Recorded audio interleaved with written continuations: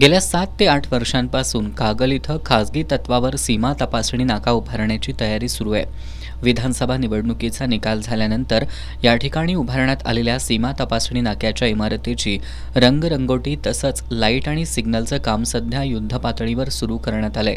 हा तपासणी नाका अदानी समूहाला चालवण्यासाठी दिल्याची चर्चा आहे. या खासगी नाक्यामुळे वाहनधारकांची मोठ्या प्रमाणात आर्थिक लूट होणार असल्यानं वाहनधारकांमधून याला मोठ्या प्रमाणात विरोध होताना दिसतोय.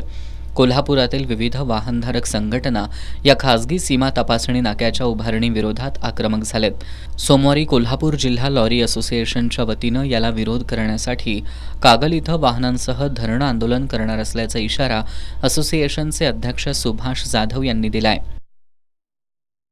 यावर्षी सुद्धा आत्ता गेली 8 दिवस आम्ही कलेक्टर, SP, त्याचबरोबर संबंधित पोलीस स्टेशन, RTO यांना निवेदन दिलेले आहेत.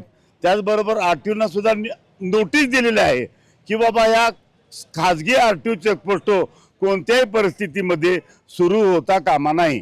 भ्रष्टाचाराला एक मोठं कुरण आहे आणि त्याचबरोबर ट्रकवाल्यांची लूट आहे. आज जो शासनाचा RTO चेकपोस्ट नाका चालू आहे RTO तो चालू राहू दे, त्याच्याशी आम्हाला काय फरक पडत नाही.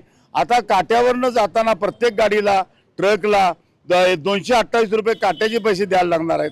लोकल फिरणाऱ्या गाड्या आहेत, 2-2 ट्रिपा मारणार आहेत, 500 रुपये जाणार आहेत. ऊस वाहतूक आहे, धान्य वाहतूक आहे, खत वाहतूक आहे. सगळ्यांना फार मोठं त्रासाचं आहे.